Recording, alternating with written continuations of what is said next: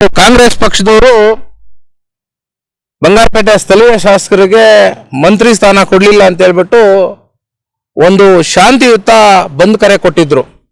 ಅಂದ್ರೆ ಸ್ವಯಂ ಪ್ರೇರಿತವಾಗಿ ಅಂಗಡಿ ಮುಂಗಟ್ಟುಗಳನ್ನ ವರ್ತಕರೇ ಮುಚ್ಚಿಸ್ಕೋತಾರೆ ಅನ್ನೋ ರೀತಿನಲ್ಲಿ ಕೊಟ್ಟಿದ್ರು. ಆದ್ರೆ ಬೆಳಿಗ್ಗೆ ನಾವಿಲ್ಲಿ ಬಂದಾಗ ಬೆಳಗ್ಗೆ ಒಂದು 8 ಗಂಟೆ ಸಮಯದಲ್ಲಿ ಗಾಡಿಗಳು ಹಾಕೊಂಡು ಅವರು ಒತ್ತಾಯಪೂರ್ವಕವಾಗಿ ಸಾರ್ವಜನಿಕರಿಗೆ ತೊಂದರೆ ಕೊಟ್ಟು ವ್ಯಾಪಾರಸ್ಥರನ್ನ ಫೋರ್ಸ್ ಮಾಡಿ ಅಂಗಡಿಗಳು ಮುಚ್ಚೋದಕ್ಕೆ ಬಂದರು. ಅದೇ ರೀತಿನಲ್ಲೂ ಕೂಡ ಇಲ್ಲಿ ಬಂಗಾರಪೇಟೆ ಬಸ್ ಸ್ಟ್ಯಾಂಡ್ ಭಾಗದಲ್ಲಿ ಮುಖ್ಯ ರಸ್ತೆಯಲ್ಲಿ ಬಂದು ಗಾಡಿಗಳನ್ನ ರಸ್ತೆ ಗಡ್ಡ ಹಾಕಿ ತೊಂದರೆ ಕೊಟ್ಟರು. ಅದನ್ನು ನಾವು ಪ್ರಶ್ನೆ ಮಾಡೋದಕ್ಕೆ ಹೋದ್ವಿ, ನೀವು ಕರೆದಿದ್ದೇನು ಸ್ವಯಂ ಪ್ರೇರಿತ ಬಂದು ಅಂತ, ಆದರೆ ನೀವು ಮಾಡ್ತಾ ಇರೋದು ಒತ್ತಾಯಪೂರ್ವಕವಾಗಿ ಮಾಡ್ತಾ ಇದ್ದೀರಾ, ಇದು ಸರಿ ಇಲ್ಲ ಅಂತಂದರೆ ಗೂಂಡಾ ರೀತಿಗಳಲ್ಲಿ ನಮ್ಮ ಮೇಲೆ ದೌರ್ಜನ್ಯ ಮಾಡೋಕ್ಕೆ ಬಂದರು. ನಾವ್ಯಾರು ಎದುರಲಿಲ್ಲ, ಪೊಲೀಸ್ ಸಿಬ್ಬಂದಿ ಅಲ್ಲೇ ಇತ್ತು. ನಾವು ಪೊಲೀಸ್ನವ್ರಿಗೆ ಹೇಳಿದ್ವಿ, ನಿಮ್ಮ ಮುಂದೆನೇ ನಿಮ್ಮನ್ನ ಸಾಕ್ಷಿಯಾಗಿ ತಗೊಂಡು ಇವರು ಬಂದ್ ಮಾಡ್ತಾ ಇದ್ದಾರೆ, ಇದಕ್ಕೆ ನೀವು ಕೂಡ ಸಹಕಾರ ಕೊಡ್ತಾ ಇದ್ದೀರಾ, ಈ ಕೂಡಲೇ ಇದನ್ನ ತೆರವುಗೊಳಿಸಬೇಕು ಇಲ್ಲಿಂದ 2 ವೀಲರ್ಸ್ನ ಅಂತೇಳಿ ನಮಗೂ ಅವ್ರಿಗೆ ಮಾತಿನ ವಾಗ್ವಾದ ನಡೀತು, ನಮಗೂ ಮತ್ತು ಕಾಂಗ್ರೆಸ್ ಕಾರ್ಯಕರ್ತರಿಗೆ. ಆಮೇಲೆ ತೆರವುಗೊಳಿಸಿದ್ರು.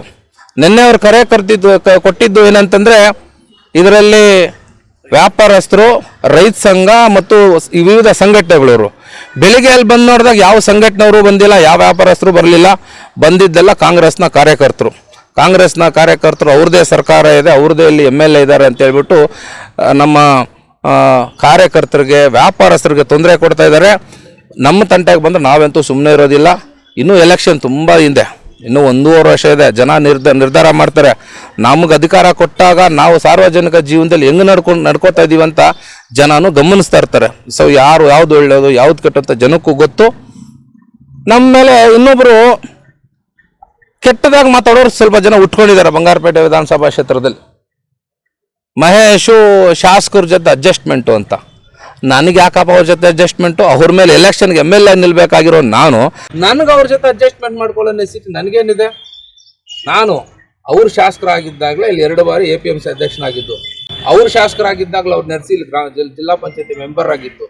ನನಗೆ ಅವಶ್ಯಕತೆ ಇಲ್ಲ ಯಾರ್ದೋ ಬೆಲೆ ಬಯಸ್ಕೊಳ್ಳೋದಕ್ಕೆ. ಜನರಲ್ಲಿ ಈ ಥರ ತಿರುಗಿಬಿಟ್ಬಿಟ್ರೆ ಜನ ನಂಬರದ ಅಂತ ಮಾತಾಡೋದು ಸ್ವಲ್ಪ ಜನ ಇದ್ದಾರೆ. ಅದಕ್ಕೂ ಮುಂದಿನಲ್ಲಿ ಒಳ್ಳೆ ನಾನು ಉತ್ತರ ಕೊಡ್ತೀವಿ.